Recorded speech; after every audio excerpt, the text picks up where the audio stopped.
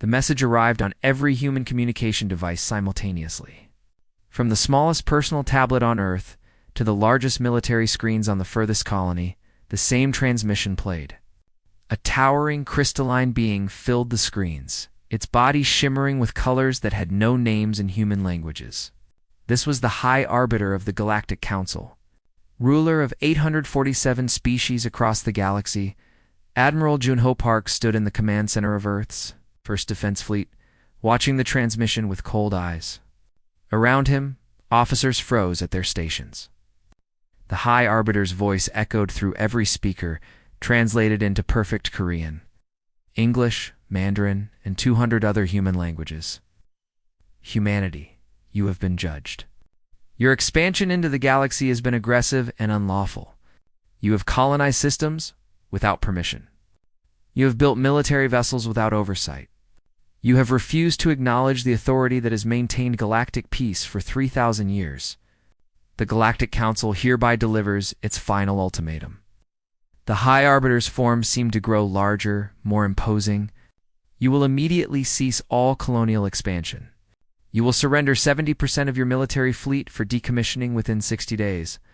You will submit all technological development to Council oversight. You will pay reparations totaling 5 trillion credits for your aggressive actions. You have 30 standard days to comply. Failure to do so will result in corrective intervention. The Council has spoken. The transmission ended.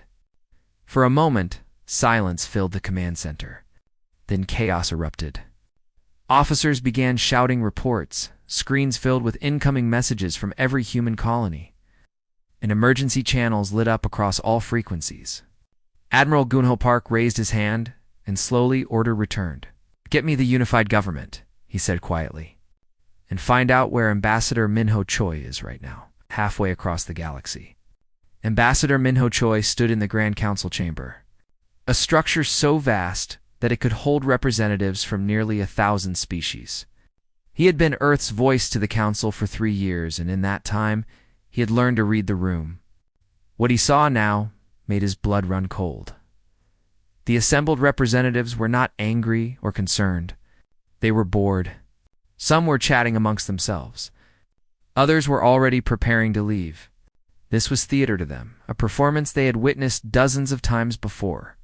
They expected humanity to surrender. Just as every other young species had surrendered when faced with the Council's power, Minho Choi felt something break inside him. He had spent 3 years trying to work within this system, trying to find compromise, trying to make them see humanity as equals. But they would never see humans as anything other than children to be disciplined.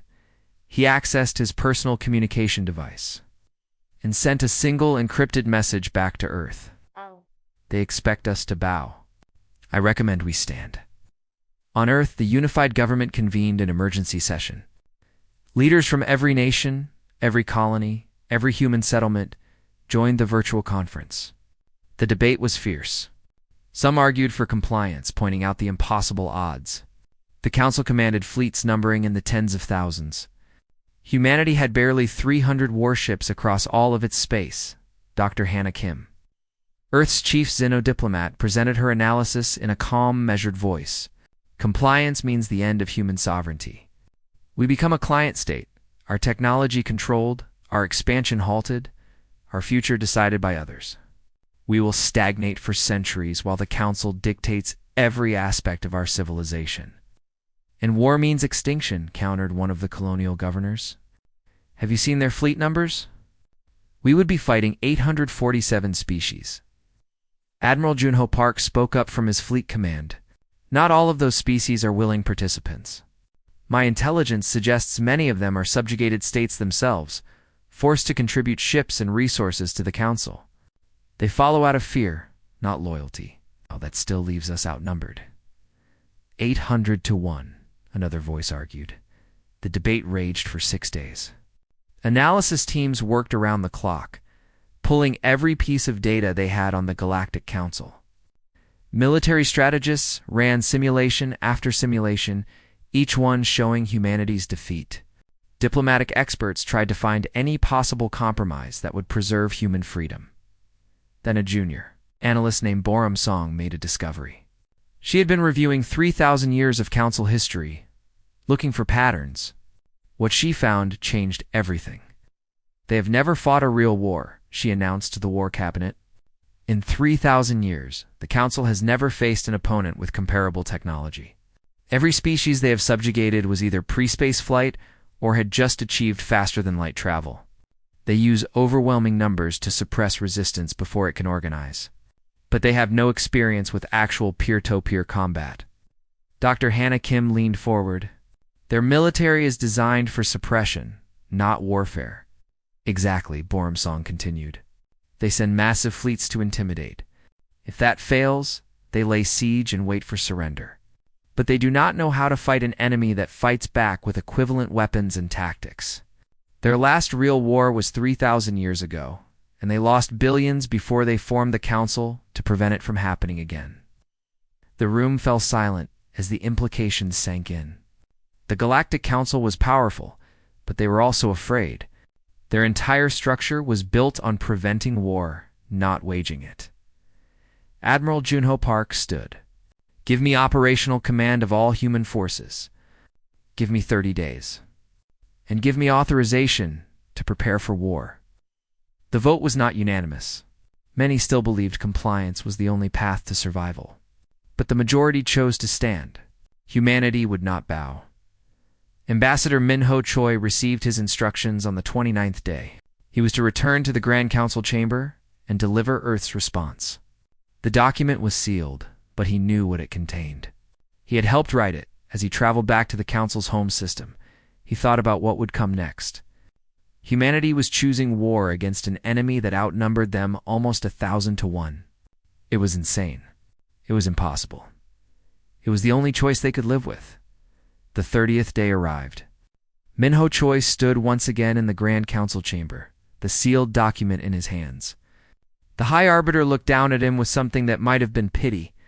Around the chamber, representatives from 847 species waited for humanity's surrender. Minho Choi broke the seal and began to read. His voice was steady, clear, and absolutely calm as he spoke words that would echo across the galaxy for generations to come. Ambassador Minho Choi's voice rang out across the Grand Council chamber, clear and unwavering. Every species representative listened as he read from the document Earth had prepared. The words were simple, but their meaning was absolute. The people of Earth, speaking through their unified government and with the consent of all human colonies, reject the ultimatum of the Galactic Council. We reject your authority over our expansion. We reject your claim to our military forces. We reject your oversight of our technology. We reject your demands for payment. We reject your right to dictate the future of humanity. Murmurs rippled through the chamber. Several representatives began speaking at once. The High Arbiter raised a crystalline hand for silence, but Minho Choi continued reading. Furthermore, humanity declares that the Galactic Council has no legitimate authority over sovereign species. Your 3,000 years of dominance have been built on intimidation and suppression. You have prevented the free development of hundreds of species through fear. You have enforced stagnation across the galaxy and called it peace. This ends now, the chamber erupted. Representatives from dozens of species began shouting in their native languages. Some demanded immediate military action. Others argued for stronger ultimatums. A few, Minho Choi noticed, remained silent. Watching with careful interest, the High Arbiter's form glowed brighter, colors shifting toward angry reds and oranges. You dare? The voice boomed through the chamber. You, a species that has barely left its home system, dared to challenge the authority of the Galactic Council. Minho Choi smiled. It was not a friendly expression. This is not a challenge. This is a statement of fact. Humanity does not recognize your authority. We never have. We never will. Then you choose extinction, the High Arbiter declared. The full might of the Council will descend upon your worlds. Your colonies will be occupied. Your military will be destroyed. Your people will learn what happens to those who defy the natural order of the galaxy. Natural order? Minho Choi laughed. You mean your order? The order where you decide who can advance and who must stagnate. The order where you grow fat on tribute while claiming to maintain peace? That order is over. He looked around the chamber at the assembled representatives. This document is a declaration of war. Humanity goes to war with the Galactic Council, not because we seek conflict, but because we refuse to surrender our freedom. We are informing you as a courtesy. Enforce your will if you can. Ow. The transmission ended. Minho Choi's image vanished from the chamber, leaving chaos behind. The High Arbiter immediately convened an emergency session of the Council's military command. Within hours, orders went out across the galaxy. The Grand Armada would assemble the largest fleet mobilization in 700 years. 12,000 warships from dozens of species would converge on Sol, humanity's home system. The Council would make an example that would echo for millennia. But while the Council prepared its sledgehammer, Admiral Junho Park had spent 30 days sharpening humanity's knife. Captain Una Lee commanded the ESS Retribution, a stealth destroyer that was part of Earth's experimental warfare division. For 30 days, her squadron had been positioning themselves along the most likely approach routes to Sol.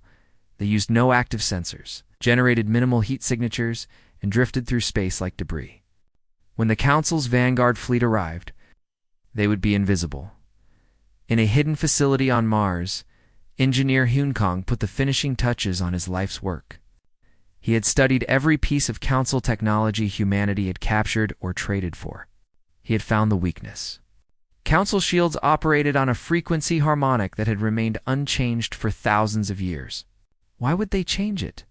Nothing had threatened those shields in all that time. Hyun Kong's weapon generated a counter-harmonic. It did not penetrate the shields. It made them eat themselves. The shields would collapse from the inside out, leaving the ships vulnerable for precious seconds. In space combat, seconds were everything. The first Council fleet jumped into the outer Sol system right on schedule. 300 warships, bristling with weapons that could crack planets.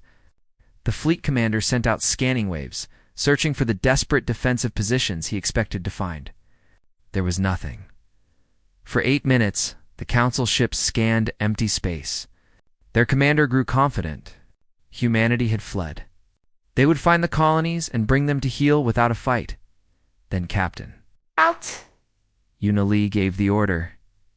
8 stealth destroyers decloaked in a perfect formation, less than 10 kilometers from the Council ships. At that range, in space combat terms, they were practically touching. The Council fleet began to turn, to bring weapons to bear, but they were slow. Their tactics assumed they would see enemies at long range and overwhelm them with firepower. Hyun Kong's weapons fired. The harmonic pulses were invisible, but their effect was immediate. Shield after shield collapsed across the Council formation. For 10 seconds, 300 Council ships were naked in space, human railguns fired. Not the elegant energy weapons the Council preferred, but crude kinetic weapons that accelerated metal slugs to significant fractions of light speed. At point-blank range, they did not need to be elegant. They just needed to hit. The battle lasted 12 minutes. When it ended, the Council's Vanguard fleet was gone. 287 ships destroyed. 13 captured. None escaped. Captain Una Lee broadcast the battle footage across all human channels, and then sent it to every Council world her communication systems could reach. The message was simple. You sent 300 ships? We sent 8. Choose your next move carefully. On the Council homeworld, the High Arbiter watched the footage in stunned silence. Around him, military commanders scrambled to understand what had happened. The Vanguard fleet had been annihilated. Annihilated. The word felt foreign. Council fleets did not get annihilated. They were too large, too powerful, too advanced. How did they do this? One commander demanded. Dr. Hannah Kim provided the answer in a broadcast that reached every corner of the galaxy. You have relied on the same technology for thousands of years. You have grown complacent. You expect others to fight by your rules at your ranges, using your tactics. Humanity does not follow your rules. We never will. The broadcast showed the technical specifications of the harmonic weapon, partially redacted but enough to make the point. Council shield technology was obsolete. Every ship in their fleet was vulnerable. The weapon had been given to humanity by a dissident group within one of the Council's own member species. Tired of serving masters who took them for granted? Your empire is built on fear, Dr. Hannah Kim continued. We have removed that fear. Your shields can be defeated. Your tactics can be countered. Your authority can be challenged. We have shown this. Now watch as others learn the same lesson. Across the galaxy, subject species that had submitted to the Council began to whisper. If humanity could resist, what stopped them? The whispers grew louder. Admiral Junho Park sat in his command chair, reviewing the battle data. The victory had been perfect, but it was only the beginning. The Council had 11,700 ships left. Humanity had 292. They will come with everything now, said his tactical officer. Good, Junho Park replied. Let them come. Let them commit their forces to one place. While they mass their fleet for Sol, we will take the war to them. He activated the communication system, broadcasting to every human ship in space. All vessels, this is Admiral Park. Execute Operation Nightfall. Take the war to the Council. Hit their supply lines, their logistics, their infrastructure. Show them that declaring war on humanity means war everywhere, all at once. Make them afraid. The human fleets scattered across the galaxy did not wait for the Grand Armada to arrive. They struck first. They struck hard. And they struck where the Council least expected it. The galaxy had been stable for 3,000 years. That stability died in 12 minutes of combat. What came next would reshape the stars themselves. Intelligence Officer Doyan Shin had spent 3 years building his network. While Ambassador Minho Choi negotiated in the Grand Council chamber, Doyan Shin had been recruiting. Not humans. Aliens. Specifically, members of species who were tired of serving the Council, who remembered what freedom felt like before they were absorbed into the Great Collective.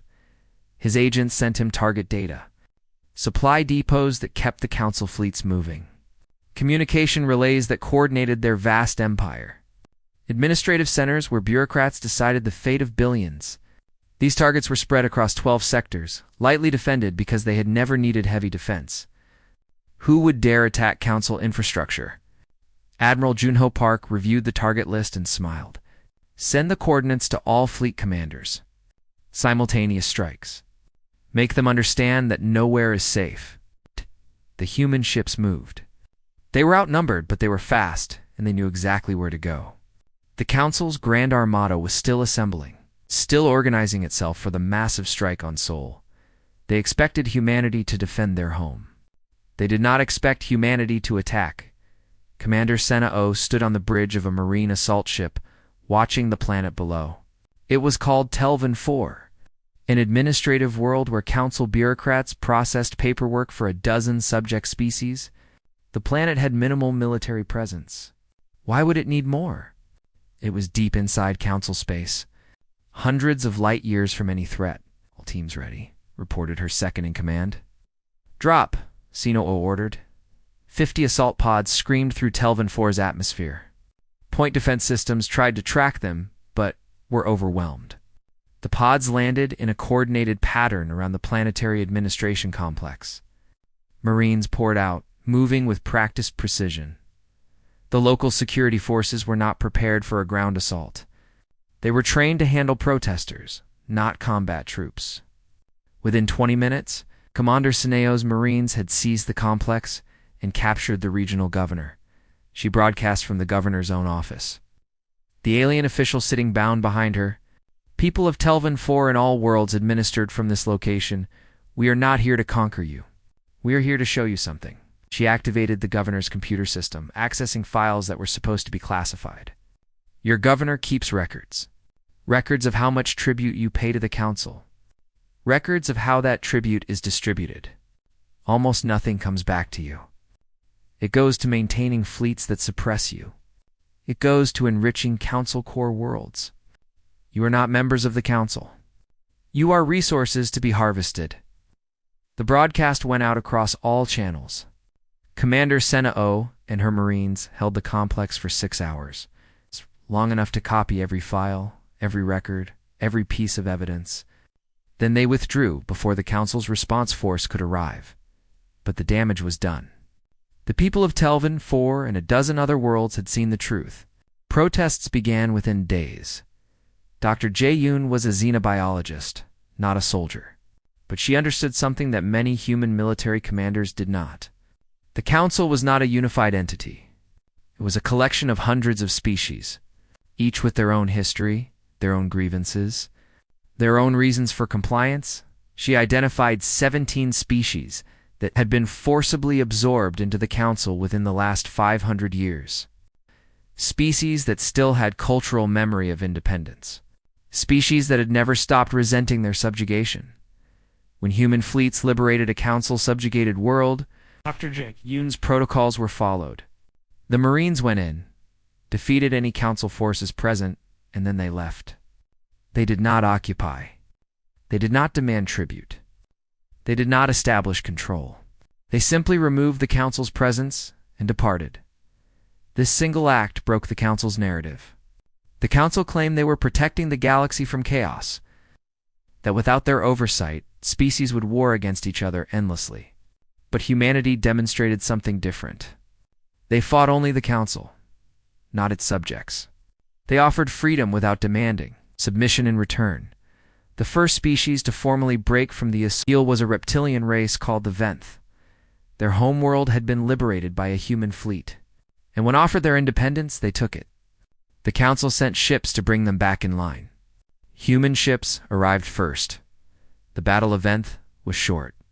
The Council sent a suppression fleet of 40 warships, the standard intimidation force. They found 8 human destroyers waiting in orbit. After the Vanguard fleet's destruction, Council commanders had learned to be cautious. But caution meant hesitation. Hesitation meant the humans struck first. Engineer Haeon Kong's harmonic weapons had been distributed to every human warship. Shields collapsed. Human railguns spoke. Of 40 Council ships, 33 were destroyed. 7 retreated. The Venth remained free. Within a month, 3 more species declared independence. The Council sent suppression forces to all of them. Human fleets met them at every world. The message was clear. The Council's era of unchallenged dominance was over. The Grand Armada finally completed its assembly. 11,000 ships gathered in a staging system, the largest military force seen in centuries. The Council's supreme military commander addressed the fleet in a broadcast that reached every ship. Humanity has defied us. They have attacked our infrastructure. They have liberated our subjects. They have shown the galaxy that resistance is possible. This cannot stand. We will proceed to Sol, and we will break them. We will show every species what happens to those who challenge the Council. We will make humanity an example that will last for millennia. The Grand Armada moved toward Sol. It took them 3 weeks to cross the distance, moving as one massive formation. They expected fierce resistance at the border. They found nothing. They expected defensive stations around the outer planets. They found empty space. They moved deeper into the system, sensors scanning constantly. Admiral Junho Park had indeed pulled back all human forces. Every ship, every station, every defensive platform had been relocated to Earth orbit and the inner system. The Council fleet would have to come through a killing field if they wanted to reach humanity's homeworld. Captain Unilee watched the approaching Council fleet on her sensors. The Retribution had been repaired and upgraded. Her squadron now numbered 20 ships, some captured from the Council and converted to human use. They waited in the shadow of Jupiter, engines cold, invisible. They are coming in a single massive formation, her tactical officer reported. No scouts. No advance elements. Just the entire fleet moving together. They learned caution from losing the Vanguard, Unilee said. But they learned the wrong lesson. They think staying together makes them strong. It makes them slow. She opened a channel to Admiral Junho Park. Admiral, they are committed. The entire fleet is in the gravity well. Execute Phase 2, Junho Park ordered. The Battle of Sol began not with the Council's attack, but with humanity's. Unilee's squadron burst from concealment, not attacking the main fleet, but targeting their supply ships at the rear. The Council had brought logistics vessels to support the siege they planned. Those ships exploded under human fire. Simultaneously, mines that had been seeded throughout the outer system activated. Not enough to destroy the Council fleet, but enough to disrupt their formation, to create chaos. To make them react instead of act, the Council fleet turned to engage, and found itself facing fixed defenses that had been carefully positioned over 30 days. Earth had been turned into a fortress. Every moon, every orbital station, every piece of space debris had been weaponized. For 6 days, the fighting raged. The Council pushed forward, taking terrible losses. Human forces traded space for casualties, falling back in good order, making the Council pay for every kilometer. Commander Sina's Marines boarded Council ships, capturing some, sabotaging others. Engineer Heian Kong's weapons continued to strip shields, turning Council advantages in armor and firepower into liabilities. On the 6th day, the Council fleet paused. They had lost 2,000 ships. They had penetrated to Mars' orbit, but Earth was still untouched. Their supplies were running low. Their crews were exhausted. The Supreme Military Commander sent a message to the High Arbiter. "We can take Earth, but the cost will be half the Armada. And even then we will be too weak to suppress the rebellions spreading across the galaxy." For the first time in 3,000 years, the Galactic Council's Grand Armada retreated from battle. They withdrew from Sol in good order, but they withdrew. Humanity had held. On Earth, people celebrated. But Admiral Junho Park knew this was only the beginning. The Council was wounded, but not defeated, and wounded animals were the most dangerous. The Council's retreat from Sol sent shockwaves across the galaxy. Species that had served the Council for centuries began asking dangerous questions. If the great human fleet could be stopped, what did that say about Council power? If humanity could resist, why should they continue to submit? Ambassador Isil Bey was young for a diplomat, barely 30 years old. But Dr. Hana Kim had trained her personally, and she understood something fundamental about the changing galaxy.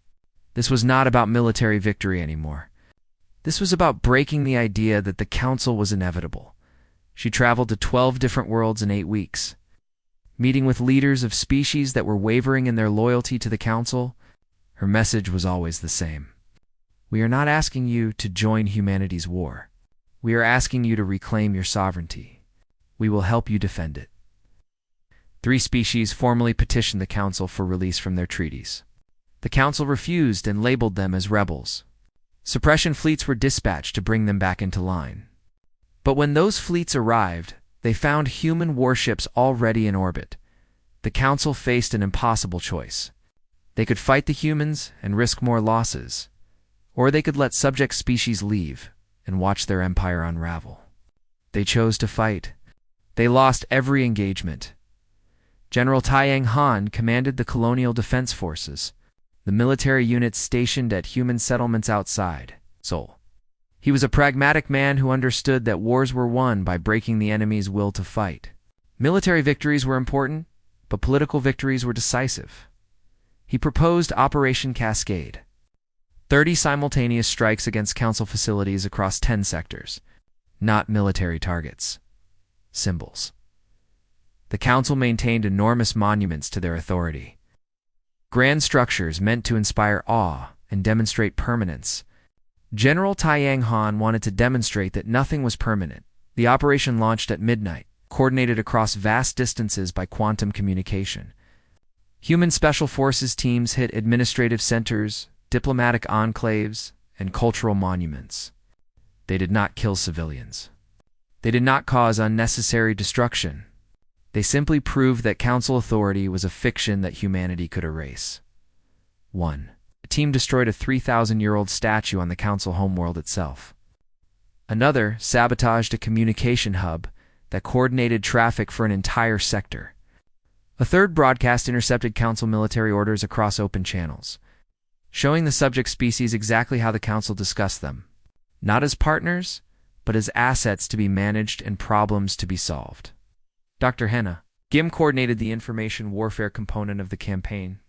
Every byte of data that intelligence officer Doyan Shin had collected over 3 years was released simultaneously. Internal Council communications. Budget documents showing where tribute really went. Strategic plans that discussed subject species as cattle to be herded. Treaties that had been signed under coercion. The revelations destroyed the Council's carefully constructed image. They were not benevolent guardians, maintaining peace. They were an empire maintaining control through fear and manipulation. And like all empires, they could be resisted. The Council's leadership convened an emergency session. The High Arbiter's crystalline form had dimmed noticeably, colors muted and dull. Around him, representatives argued. Some wanted to negotiate. Some wanted to escalate. All of them were afraid. "We are losing control," one representative stated flatly. 7 species have declared independence. 12 more are in open rebellion. Our subject species are withholding resources. The Grand Armada is demoralized after the retreat from Sol. What do we do? The High Arbiter was silent for a long time. Then he spoke, and his words chilled everyone present. "We use the Devastation Protocol." The chamber fell silent. The Devastation Protocol had been created 2,000 years ago as the ultimate deterrent. A weapon so terrible that merely possessing it was supposed to prevent its use. A planet killer.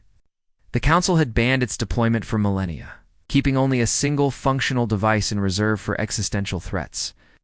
"You cannot be serious," one representative protested. "The galaxy will turn against us." "The galaxy is already turning against us," the High Arbiter replied. "We need to remind them why they feared us. We will select a human colony, a significant one, but not Earth itself. We will give them one final chance to surrender. When they refuse, we will demonstrate the price of defiance. 1 world for 1,000,000 human lives. That is cheaper than losing our entire empire." The vote was close. Many representatives abstained, but enough voted in favor. The Devastation Protocol was authorized. The target was selected carefully. New Sol, a thriving colony world with 4 million inhabitants. Large enough to be meaningful, small enough that destroying it would not require Earth's total annihilation. The Council sent a message to Admiral Junho Park. "Surrender or watch New Sol die, Junho Park." Read the message in his command center. Around him, his staff watched in horror. 4 million civilians. Men, women, children. An entire world held hostage. "How long until their Devastator ship reaches New Sol?" he asked quietly. 72 hours, his intelligence officer reported. "It is traveling with an escort fleet of 300 warships. Our nearest forces are—" He paused. "Captain Yuna Lee's squadron. 8 ships. And Commander Senna O's Marines, still recovering from their last engagement. Can they stop it?" The tactical officer ran the calculations. His face went pale. "No, sir. 8 destroyers cannot defeat 300 escort ships and a Dreadnought-class Devastator. The odds are, it is not possible." Admiral Junho Park stood. "Get me Captain Yuna Lee, and get me Commander Senna." "Oh, now." Yuna Lee received the orders in her quarters. She had been awake for 30 hours, supervising repairs to her squadron after their last engagement. The Retribution was barely functional, held together by improvised fixes and the skill of her engineering crew. 2 of her squadron's ships were so damaged they could barely maneuver. The orders were clear. Proceed to New Sol. Stop the Devastator. By any means necessary. She knew what that meant. This was a suicide mission. The Council was sending their most powerful weapon, protected by a fleet that outnumbered her 40 to 1. Her squadron could not win this fight, but they could buy time. Maybe enough time for evacuation. Maybe enough time for a miracle. She assembled her squadron commanders. They were young, most of them. Veterans of humanity's short, brutal war with the Council. They knew the odds. She did not lie to them. New Sol has 4 million people. The Council is going to kill them all unless we stop this Devastator. We are outnumbered 40 to 1. Our ships are damaged. We are tired. This mission will likely kill us all. She paused. I am going. Anyone who wants to stay, I will understand. No judgment. No shame. Nobody stayed. Every ship in her squadron volunteered. Commander Senao got similar orders. Her Marines were to board the Devastator if Yuna Lee could get them close enough. They would disable it from the inside. The fact that boarding a Dreadnought-class ship protected by 300 warships was impossible did not matter. Orders were orders, she briefed her Marines. Like Yuna Lee, she was honest. This was not a mission with good odds. This was a mission that mattered. 4 million lives against theirs? The math was simple. Did not join the Marines to live forever, one of her sergeants said. I joined to protect people who cannot protect themselves. Let us go protect some people. The Retribution in her squadron accelerated toward New Sol at maximum burn. Behind them, the Marine assault ships struggled to keep pace. They had 72 hours to cover a distance that normally took 80. They pushed their engines past safety limits. They would arrive damaged, exhausted, and outnumbered. Admiral Junho Park watched them go. He had ordered other fleets to converge on New Sol, but they would arrive too late.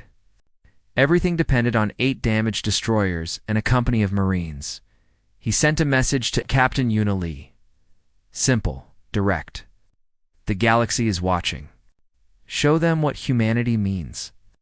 Yuna Lee read the message and smiled. She opened a channel to her squadron. You heard the Admiral. Let us give them a show they will never forget. Captain Yuna Lee's squadron arrived at New Sol 6 hours before the Devastator. Her ships were barely holding together. The Retribution's main drive was cycling between 90 and 110% power, fluctuating in ways that made her engineers nervous. 2 of her destroyers had lost primary weapons systems. None of that mattered.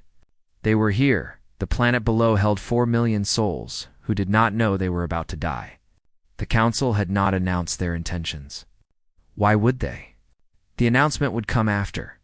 When the galaxy saw what happened to those who resisted, Yuna Lee positioned her squadron in a loose formation between the planet and the approach vector the Devastator would use. She opened a channel to all ships. We cannot win this fight by traditional methods. We are outnumbered. We are damaged. Our weapons are inferior. So we do not fight traditionally. We fight like humans. Her tactical officer pulled up the sensor data. The Devastator was massive, the size of a small moon. It was escorted by 300 warships in a protective formation. The escort alone outnumbered her squadron almost 40-1. We have one advantage, Yuna Lee continued. They think we are here to die gloriously and fail. They expect desperate attacks that they can easily counter. So we do not attack the Devastator. We attack their formation. She transmitted her plan. It was insane. It required precision flying beyond what most pilots thought possible. It meant accepting casualties. But it might work. The Devastator fleet entered the system right on schedule. Their commander saw the 8 human destroyers and laughed. This was humanity's desperate response? 8 damaged ships against his fleet. It was insulting. Destroy them quickly, he ordered. I want to fire the devastation weapon within the hour. The escort fleet moved to engage. That was when Yuna Lee sprang her trap. Her squadron did not fight. They ran. But they ran in specific patterns, using New Sol's gravity well, drawing the escort ships away from the Devastator. The Council commander sent more ships to pursue. He wanted this over quickly. Within 20 minutes, his neat formation had broken apart. Ships were chasing destroyers through complicated orbital mechanics. That was when Commander Senao's Marine assault ship appeared from behind New Sol's moon. Engines at full burn, heading straight for the now exposed Devastator. The Devastator's point defenses opened fire. The Marine ship's shields collapsed almost immediately. Armor ablated under weapons fire. But Commander Senao had calculated the trajectory perfectly. The ship could not survive, but it could reach the Devastator. All Marines, prepare for boarding, she ordered. This is going to be rough. The assault ship rammed into the Devastator's hull at a relative velocity of 3 kilometers per second. The impact shattered the entire forward section of the Marine ship. Half of Commander Senao's Marines died instantly. But the survivors, including Commander Senao herself, were already moving. Boarding pods blasted through the breach, created by the impact. Marines in powered armor poured into the Devastator's interior. They fought past automated defenses and elite council guards. Every meter was paid for in blood. Engineer Huyang Kong was monitoring from Earth. Quantum communication, allowing real-time analysis. He guided the Marines through the Devastator systems, identifying the path to the weapons core. You need to reach the central control nexus. I am sending coordinates. You have maybe 20 minutes before they activate the weapon. Commander Senao led her remaining Marines deeper into the ship. They were down to 40 soldiers from the 100 who had started. The council guards were well-trained and well-equipped, but they had never faced humans before. They did not understand the simple human concept of refusing to stop. Outside, Captain Unili's squadron was dying. 2 destroyers had been destroyed. A third was crippled and drifting. But they had accomplished their mission. The escort fleet was scattered across the system, trying to chase down human ships that refused to stay still long enough to be killed. The Retribution took a direct hit that penetrated her armor and destroyed her main. Power distribution, half the ship went dark. Unili felt the deck shudder under her feet. Damage report. Life support failing. We have maybe 30 minutes of air. Drive is completely offline. Weapons are down. We are dead in space, Captain. Unili looked at the tactical display. Commander Senao was still fighting inside the Devastator. If she could just hold on a little longer. Abandon ship. All hands to escape pods. Tactical officer, stay with me. We keep watching. The crew evacuated. Unili and her tactical officer remained on the darkening bridge, watching the battle unfold on emergency power. Inside the Devastator, Commander Senao reached the weapons core. 20 Marines were left. They held the entrance while she and Engineer Huyang Kong worked remotely to disable the system. They're activating it, Huyang Kong reported. You have maybe 3 minutes before it fires. Then we have 3 minutes to stop it, Senao replied. Her hands moved across the alien controls, following Huyang Kong's instructions. The systems were different from human technology, but the principles were universal. Energy, containment, activation. 2 minutes. A council counterattack was pushing her Marines back. They would not hold for long. 1 minute. She found it. The containment field generator. If she disrupted it, the weapon would consume itself instead of firing. 30 seconds. The Marines were falling back, fighting step by step. Commander Senao inputted the shutdown sequence. The Devastator's systems fought her. Automated safeguards trying to prevent exactly what she was doing. 10 seconds. 9-8. The last. Marine at the entrance fell. Council guards were coming through. 7, 6, 5. The shutdown sequence was almost complete. 4, 3, 2. The containment field collapsed. The devastation weapon's power core imploded. The Devastator, the great planet killer that had haunted Council history for 2,000 years, tore itself apart from the inside. The explosion consumed the ship and every Council vessel within 500 kilometers. On the Retribution's dying bridge, Captain Unili watched the blast. Her tactical officer reported quietly. Commander Senao's signal is gone. The Devastator is destroyed. New Soul is safe. Unili closed her eyes. 4 million saved. At the cost of her squadron and Commander Senao's Marines. The math was good, but it still hurt. The news spread across the galaxy at light speed. The Council had deployed their ultimate weapon. Humanity had stopped it. The myth was broken completely. Within days, 12 species declared independence. Within weeks, 30 more. The Council's empire collapsed like a building whose foundation had been removed. Ambassador. It was half empty. Species had left, simply stopped coming. The High Arbiter sat alone, his crystalline form dim and colorless. You destroyed us, the High Arbiter said quietly. No Minho Choi replied. You destroyed yourselves. You built an empire on fear and called it peace. You suppressed freedom and called it order. You took what was not yours and called it tribute. We simply refused to accept it. What happens now? Now, Minho Choi smiled. Now we build something better. Not an empire. Not a council that rules through fear. A federation of equals. Species cooperating because they choose to, not because they are forced to. It took 5 years of negotiation. Ambassador Usil Bey led the diplomatic effort, working with representatives from hundreds of species. What emerged was unprecedented. A voluntary association of sovereign species. No tribute. No forced military service. No oversight of technology, just cooperation, trade, and mutual defense. Many former council species resisted. They wanted to maintain the old hierarchies, but more embraced the change. The galaxy had changed. It could not go back. Admiral Junho Park retired when the war ended. He stood in Earth's Memorial Garden, reading names carved in stone. Captain Unili was there too. She had survived, barely rescued from the retribution by human search and recovery teams. She walked with a cane now, her injuries never fully healing. They stood together in silence, reading names. Commander Senna. Oh, the Marines who died in the Devastator. The crews of destroyed ships. Thousands of names. Tens of thousands. Was it worth it? Someone asked behind them. A young reporter, too young to remember the war. Admiral Junho Park turned slowly. Look up, he said, pointing to the sky.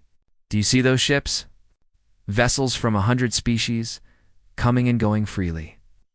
Trading, talking, cooperating, not because someone forced them to, because they chose to. He looked back at the memorial. We paid in blood for that choice. Yes. It was worth it. The story of humanity's war with the Galactic Council became the foundation myth of the new era. When species faced oppression, they remembered. When authorities claimed power without consent, people asked the question humanity had asked. Why should we obey? Earth had replied with a declaration of war. In doing so, they had freed not just themselves, but an entire galaxy. The cost was written in names on stone. The result was written in the stars themselves. A galaxy where species stood as equals, where authority required consent, where freedom was not granted but claimed, and in claiming it, humanity had shown the universe a simple truth, that no empire lasts forever, that no authority is absolute, that courage and sacrifice can change everything, that sometimes the only proper response to an unjust ultimatum is a declaration of war.